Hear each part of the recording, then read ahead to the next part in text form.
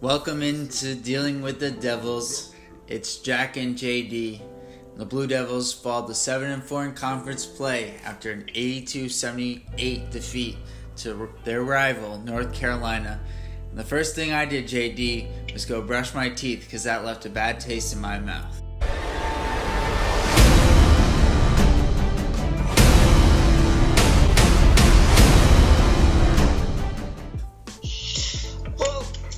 This rivalry, admittedly, on paper, is the best rivalry in sports.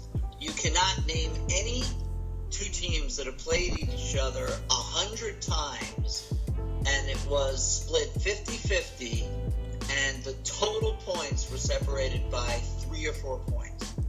And so what we saw tonight was not terribly surprising, though you got to say, as Duke fans, we didn't like the outcome, but we did say both teams were going to be up for this one. No, it's not the outcome of the game, as you're saying, JD, although you were just a little bit off there on your stat. Duke was ahead by 2 points in the last 100 meetings, and it was tied 50-50, and after tonight, North Carolina's up by 2 points until they play again. But it's not that they lost by 4, it's the way they lost. They played so well in the first half. They showed a level of aggressiveness, especially from the backcourt. And I thought Marquise Bolden continued a string of good performances, especially in the first half. But they just didn't have anything in the second half. They didn't have any answers for North Carolina. North Carolina started out well in the beginning of the second half. Coach K called an early timeout, and they didn't respond. And from that point on, North Carolina had control the second half, and they didn't really look back. Well, Jack, I think I was just trying to pick you up there a little bit. You sounded a little depressed after this loss, and it sounded like you needed a little pick-me-up, so I was trying to put it in context there. But you're right, there was not a lot to get excited about as a Duke fan, because I really do have to, we're well into the season, and whoever picked Trey Duval as the best point guard coming into college, that guy should be fired. There is no question that Trey Duval, who committed 4 turnovers tonight, fouled out of the game, just, I'm sorry, the guy is not a point guard. I don't even know what position the guy plays. And, he may have a great NBA career in front of him, and maybe he's thinking already about the NBA, but he ain't helping Duke right now. Well, on a different note, with Marvin Bagley tonight, I thought, in the first half, he hadn't done much. And I looked at the box score, and he's got 9 points and 9 rebounds. And that seems to be how it's been for Bagley, where you kind of just look at the box score and you notice kind of all of a sudden that he's put in, however many points and rebounds. And tonight he finished with 15 and 16.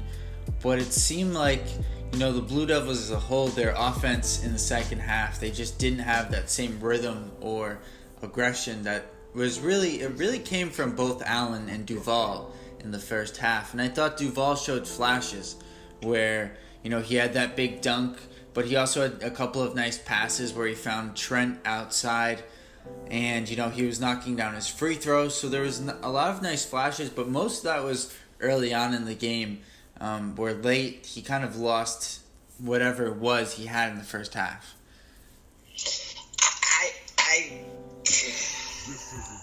I really am disappointed in Duval and Allen. They really needed to carry this team, and it really started off that way. It looked as if the backcourt was in complete control. I think early on, they really both were scoring, both were aggressive, and it seemed as if the backcourt was emerging, and then it completely disappeared. If you take away those early points, and I think it was about 8 and 6, then you look at the box score, and Allen may have had one more point, because he went 1 for 2 at the free throw line, and Duval may have had 2 more points or 3 more points, and that's not going to win a ball game. Right. Yeah, it makes it tough for your team to win, especially But you look at the other side, and Cam Johnson gave him 13 rebounds. They had a great team rebounding effort, and let's not forget how many offensive rebounds the Blue Devils gave up in this game. They gave up 20 offensive rebounds to a North Carolina team that everyone considered to be undersized, especially in this matchup. And most of that, again, was in the second half, where the Blue Devils just didn't have it. And I don't know what happened between the first and second half, but between Kenny Williams and Cam Johnson's three-point shooting and the offensive rebounds, the Blue Devils just didn't have an answer. Well, it seemed as if it was just one of those nights when you ran into a team that was going to just bury every three-pointer and outside shot. And then they went cold, North Carolina, where they were at least 0 for 9, 0 for 10. Right, there was that During stretch. Duke could not capitalize on the cold stretch, and they had brought it within, I think, 4 points, maybe 3, probably 4, in which case they were on the cusp, and they couldn't do it. Right, after a 3 by Wendell Carter and another 3 by Alex O'Connell, who we haven't mentioned, he had a great game today. 11 points off the bench. Him and Bolden really surprised me with how well they played today. They really rose to the occasion in this game and played well in a tough environment at North Carolina. But go ahead, Jay. It really does speak volumes as to the starting five, which you don't learn. We can't have it both ways. So Duke scores 78 points. 19 points came from the bench, from Bolden and O'Connell. You take that away, then the starting five, who is traditionally responsible for anywhere from 75 to 85 points, had 59 points. Right. There was something. I'm going to go back to it over and over again. This team has yet to find a rhythm. The best sequence was at the end of the game when they were whipping that ball around looking for the open man. That was as good as any NBA team plays. And, unfortunately it didn't result in a basket, but it was the absolutely single best sequence I've seen all year. Well, I gotta say, in the first half, they did have a rhythm. They scored 50 points. I disagree with you, Jack, on that. Here's the thing. They score points, but it's often like Trey Duval's incredible dunk. One-on-one running to the basket. One-on-one, or 3 drop step back on a three-pointer. Yes, they scored 49 points, but it was not out of a rhythm.